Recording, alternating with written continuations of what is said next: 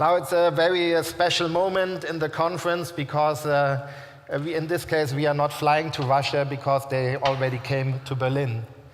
And the Skolkovo Foundation, they contacted me, I think it was in December, over the internet, and they said, we discovered Ecosummit online, we like it, it looks good, we want to participate, and now they came with a delegation, I think 12 or 13 or 14 members, and now we hear, first of all, what is Skolkovo Foundation about, and they are basically trying to create a small Silicon Valley in a new city corner or city quarter in Moscow.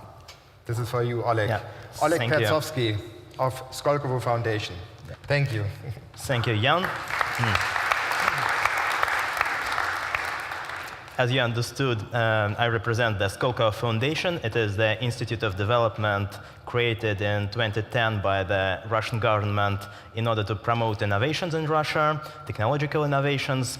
And before I will start my presentation, I would like to show a small video about us. Please, the video file.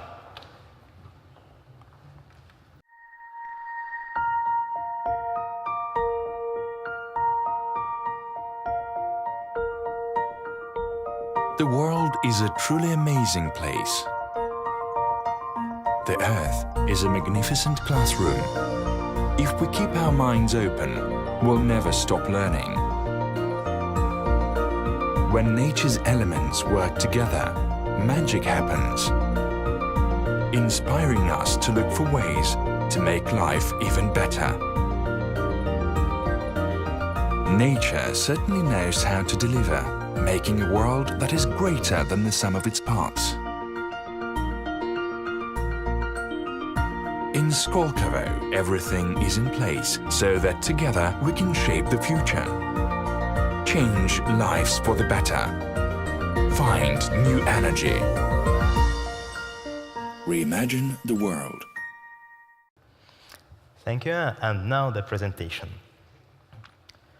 Well, as I mentioned, we are the Institute of Development, and our mission is to try to help the Russian economy to diversify and to become less dependent on the oil and gas prices. You know that's currently the Russian economy is very much resource-oriented.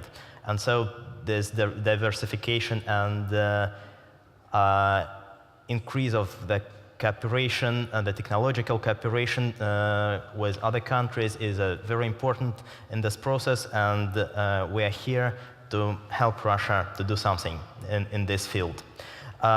Everywhere exists the problem of the gap between the fundamental science and the practical applications of the technologies. Unfortunately, in Russia, this gap is most evident. While we have the fundamental science that is financed by the Ministry of Science, and we have the very large corporations in different industries that are ready to buy only the final products. Sometimes, and very often, they are not ready to invest in R&D activity. And so, in order to cover this gap, the Skolkovo was created. It consists actually of several parts. There is an innovation center, Skolkovo, where there are 5 clusters, technological clusters. I will say about it a bit later. Those clusters are responsible for supporting the startup projects and for giving the grant financing to them. We have the Technopark with a lot of services. We have the Skolkovo Institute of Science and Technology that was created together with Massachusetts Institute of Technology in order to create new generation of specialists with, say, entrepreneurial spirit. And we have the city of Skolkovo that is under construction now. There will be a whole city infrastructure of the modern city. It will be the first smart grid implemented there in Russia, and a lot of other new innovative solutions. Actually, everything is designed in order to support the startups. the university, as I mentioned, the infrastructure that includes the shared use centers, the laboratories, the office spaces, different services like IP protection center, like legal services, and other kinds of support for small startup companies. Also, we have the R&D centers of the large corporates and certainly the startups. All those parts creates the whole ecosystem. The idea behind that is that they will be able, all those parts of the ecosystem will be able to interact with each other and become self-sustainable even with the state support at some point. It's important to understand that who we are and who we are not. So we are giving the grant support. So this is not the investments, it's a real grants, because this financing is non-dilutive and non-reimbursable. We finance and support only R&D activities, so we are not able to support neither fundamental research nor the production stage. We don't sell anything ourselves, so we are just a platform for cooperation between all the counterparts of the investment and innovation process. And what is important, we are here to organize the bilateral technological transfer. So we are supporting Russian companies, but the owners of those companies could be from different countries. We have some joint projects when the part of research, for example, is done in Russia and the part in UK or in Israel or in US. So we are quite open in this sense. How we are planning to look like in 2020? There will be more than 1,000 participants. Actually, even now, we already, despite we're existing only for 2 years, we already have about 900 participants. There will be a new city built. Currently, we have one building already finished, and till the end of this year, 2 other buildings will be finished, and all the infrastructure will be prepared. It is under construction now. There will be the Technopark. Now we have only 3 shared use centers, like microanalysis, optoelectronics, and prototyping, but there will be 15. There will be Skoltech. Now it starts its operation already. There will be a lot of R&D centers of our corporate partners. Actually, half of the task is already fulfilled. Well, they are not built yet, but all the agreements are already signed, and they have started the construction process. And we have a lot of venture partners. As I mentioned, there are 5 priorities defined by the Russian government, and among them, the energy and energy efficiency. So I represent this cluster. Also, we have IT, biomed, space and telecom, and nuclear clusters. What is the reason for startups to come to us? What we are doing for them? So we are acting according to the special federal law of the Russian Federation, and we are able to provide the tax benefits to our companies. So for 10 years, they do not have 0 profit and property tax, 0 VAT, and 14 versus a standard 30% of the social tax on the payroll, which is most important for R&D projects. Also, they don't have to pay duties on the equipment that is imported for the research purposes. They have the access to facilities of the Technopark, as I already mentioned, simplified process of attracting the foreign specialists, and of course, what is very important for a lot of startups, it's the possibility to get the grant financing. But it's very important that the foundation helps not only with the financing. We're helping our startups on all stages of their development and with different parts. So we can help them to form the team. We can help through our Technopark facilities with R&D process. We can help them to find, to attract co-financing, because our requirement is more than 50% of private co-financing should come. So we are not giving 100% co-financing because actually our money are not the smart money. If the private co-investor comes, the control is better and usually the results are more efficient. And also we are trying to help our startups to find the market, as we have a lot of contacts with different Russian and foreign corporations that can be the potential buyer of the results of the projects. If we speak about the current portfolio of the key partners who are already agreed to establish the R&D centers, and we have already fixed numbers in terms of investments, in terms of square meters, in terms of personnel, in terms of the research directions. So probably you will see here a lot of names that are known to you, like Alstom, like Schneider Electric, like Siemens, like ADS, BP, General Electric, and other companies.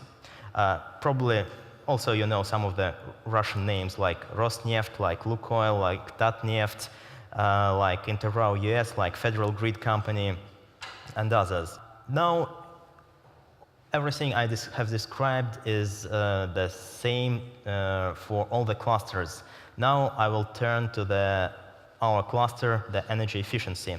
We have received during the a bit more than 2 years of our existence more than 1,000 applications, and currently we have 243 participants, out of which 40 companies received grant financing. So it's about 3.5% out of the applications. The figure is a bit higher than for standard venture fund, but as we're a development institution and sometimes we support the projects that are too early for the standard venture funds or don't have some part of the necessary things that they should have, like not all the components of the team members, some other things. We are ready to help them with those things. So that's why this figure, despite the fact it's a bit higher, it seems reasonable, taking into account our major principles.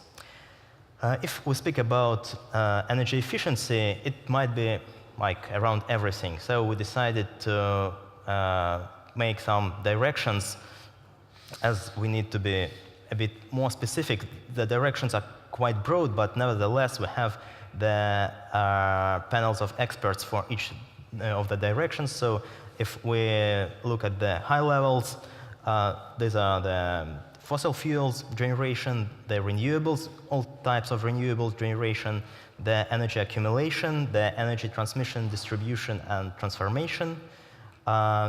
Then we have, as we consider energy in a broad sense, the oil and gas production and transportation, because it's important for Russia, and more efficient oil and gas production improving the rates of the resources utilization. It's also important, so it's one of our priorities. And then a number of final consumption industries like chemistry and petrochemistry, that is very energy intensive, like metallurgy, like buildings, housing, communal sector, and a number of projects like, I would say, cross-industrial projects in the field of materials that could have energy-efficient applications and energy-efficient drives and motors.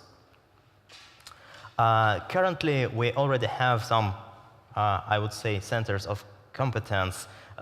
Here we have shown not all of them, but some of them. For example, we have 10 projects in solar energy, in different kinds of solar energy, including silicon projects, thin films, and multi-junction cells. And some of those projects are really interesting. We also have very interesting projects in the field of the energy accumulation. Here we speak mostly about accumulators and supercapacitors. And those projects are generally, they are on the different stages of the development. Some of them are very early, some of them are quite near to the production stage, but all of them exceed, at least to our knowledge and to the information provided by the different experts, the levels that are now reached in other companies. Also, we have, as I mentioned, very good competence in oil and gas sector in different fields of oil and gas sector.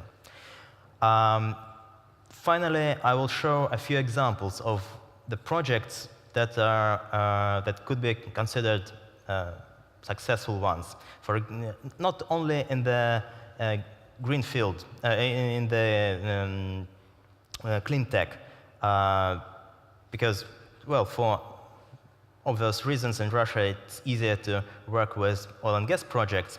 So one of them, for example, they are developing the technology that will help to increase the oil recovery, and this increase could be very significant, and the success rate is very high.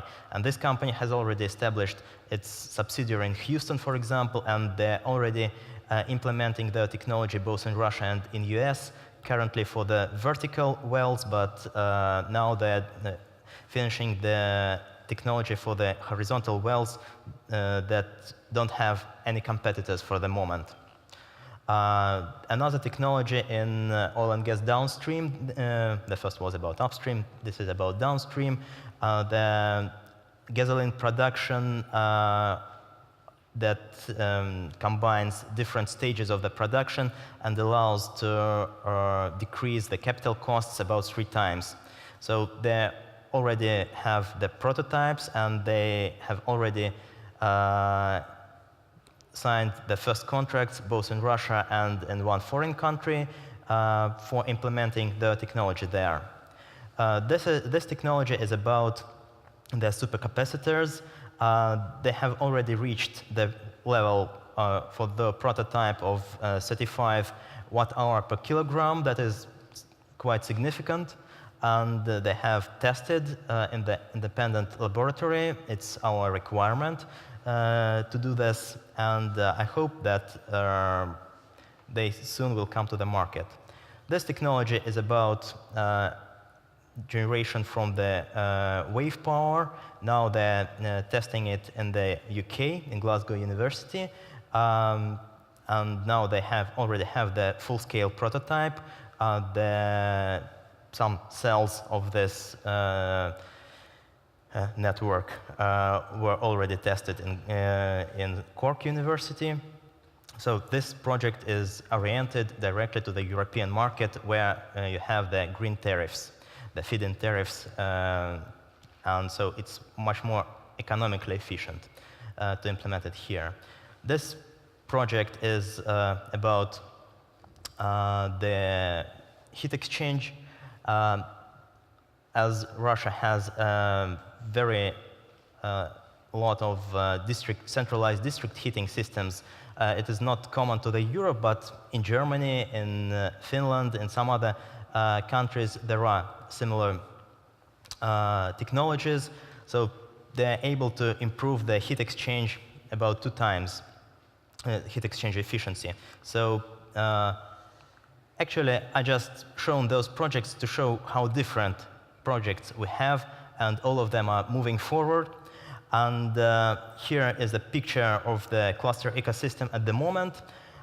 Speaking about the projects, by the way, you will see 6 of our projects who will present themselves here after me. And what can I say to finalize the presentation? We see a lot of opportunities to cooperate with you. There are different fields of cooperation. Primarily, we have a lot of startups that are interested in financing, especially the early stage startups. The later stage startups are interested in finding the markets, and we are trying to find only the projects that are competitive on the worldwide scale, so they potentially can find the market in other countries, including European countries. And also, in case some startups from Europe are ready to find the partners in Russia and make some part of R&D in Russia, they can also become the partners, the participants in our ecosystem if there will be the legal person established in Russia. So this is the third way of cooperation. And the fourth way, as I mentioned, a lot of large corporations has already agreed to establish the R&D centers in Russia, in Skolkovo. That is a site just nearby Moscow, about 2 kilometers from Moscow. So this is another interesting opportunity because they will receive a lot of, again, tax benefits and other benefits, and they will be able to participate in this whole ecosystem, finding all the necessary partners, getting access to the wide Russian research network. So these are the potential ways of cooperation between Skolkovo Foundation and Western partners. I hope that during this meeting we will be able to implement at least some of them. Thank you.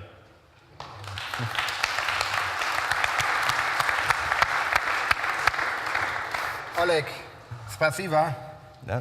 You did a great job presenting Skolkovo. Now I have you. a better idea. And if you guys need a new technology from Russia, I think you are a good person to talk to. You are the R&D Certainly. director of the, you know basically everybody there personally. At least in the energy cluster, but certainly I will be able to organize the contacts with other clusters as well. Yeah. So if you are interested in the latest and greatest from the Russian labs in clean tech, talk to Oleg. And one final question from me. What is the average size of a grant? How much money in dollars or euro do you give? Usually it's about $1 million. 1 million? Yeah. And they really need it, right? Yeah, certainly. And again, as I mentioned, we require the co-financing. So 1 million from us and 1 million from private investor. It's always co-financing. Yeah. Okay. You don't give it on your own. Yes, that's a principal position. We expect that it will help to improve the efficiency of those financing. Okay. So it's basically a 50% grant, right? We heard from a 20% grant in Germany, but this is a 50% grant. Okay. Well, up to 50. Up to 50. In case 20% is sufficient, that's great. All right, let's have some Russian startups on stage now. Yeah. Thank you, Oleg. Thank you.